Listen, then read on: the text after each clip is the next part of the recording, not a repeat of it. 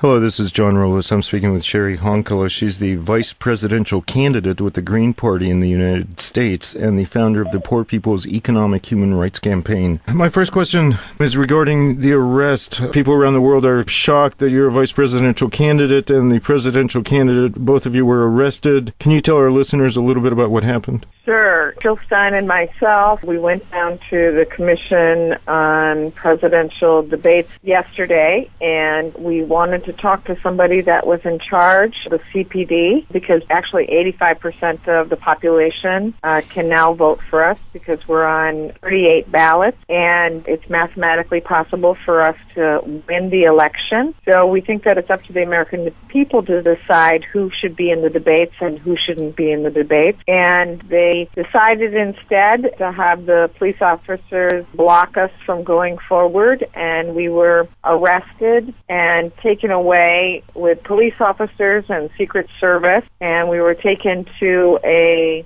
secret location where our colleagues couldn't find us, and then we sat for 8 hours with both of our hands handcuffed together, and then our arms handcuffed to a metal chair in a warehouse facility about 10 miles away from where the debates took place, and we sat there for 8 hours. In some sort of a warehouse? Yeah, it was some hidden location that folks didn't know about and could never in their right mind assume that we would be there. And so we had literally people calling from all around the country and, driving around and trying to find out where we were located. Oh, my God. Other candidates are allowed Secret Service protection, etc. How can they get away with doing this? That's the larger question that we have to ask ourselves. There really isn't a democracy anymore in the United States, especially when it comes to elections. Right now, the CPD is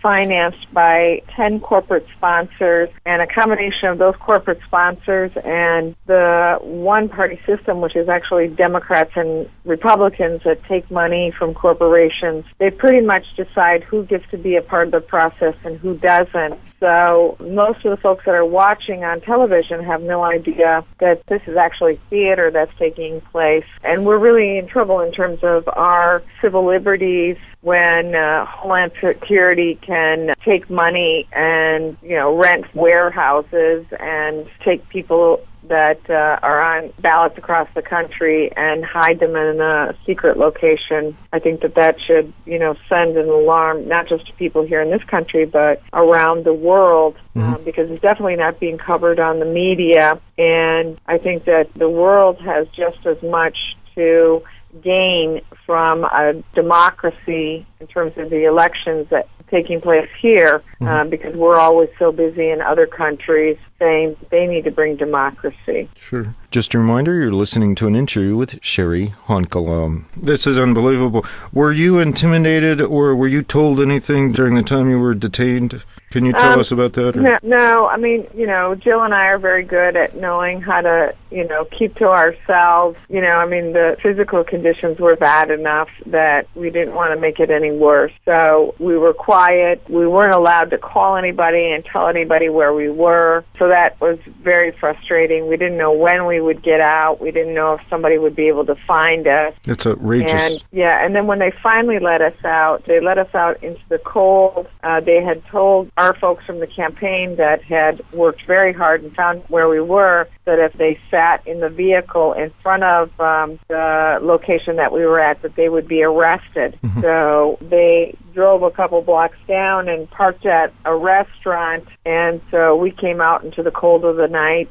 and we didn't have any money, and we had to walk to a local gas station and try to find somebody with a cell phone to try and call for help. Oh, my God. Now, officially, were you charged with something? Or, how can they do this? Did they charge you with anything? Yeah, they charged us with disorderly conduct, but it was very clear that the whole goal was to make sure that Jill and I were nowhere near any media during the presidential debate so that we couldn't talk about this mockery that is happening in this country. For our listeners, we have a global audience. so not all of them are clear on the debate system in the United States. And I'm sure it seems odd that you as presidential and vice presidential candidates are not allowed to take part. Can you elaborate on that a little bit? Yeah, the League of Women Voters used to be in charge of the debate process in this country, and now the Commission on Presidential Debates has taken over the process. And like I said earlier, they are financed by 10 corporations. And so basically the Democrats and the Republicans agree upon what questions not to ask each other. Mm-hmm. And so it's like 90% of the questions that the American people would want to hear don't end up getting asked, like questions having to do with our prison population, like the issues of climate change, like the push towards the privatization of schools. Those things don't get talked about in our country. Instead, things, like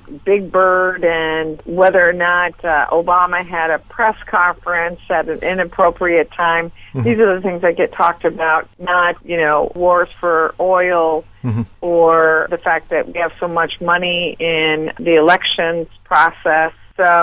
And the reason why debates are important to us here in this country is because both Democrats and Republicans have campaigns that they spend billions of dollars on. And just to give an example, President Obama had Nancy Pelosi. She participated in 275 fundraisers, and there's only 365 days a year, so I don't really know how she was able to serve her constituency as an elected official. And she's only one, leader in the Democratic Party here. So we really need outside international media to be monitoring and covering what's happening here, because we also don't have freedom of the press. The corporate media here is not going to cover the corporate elections. And so we're really trying to fight here to bring democracy, both in terms of access to the press, access to debate, and we're trying to catch up with the rest of the world that has 3, 4, 5, like in Finland, 15 different political parties, that we become a healthier nation when we have a democratic process. You were listening to an interview with Cheri Honkala, the vice presidential candidate of the Green Party in the United States and the founder of the Poor People's Economic Human Rights Campaign. Thanks for listening.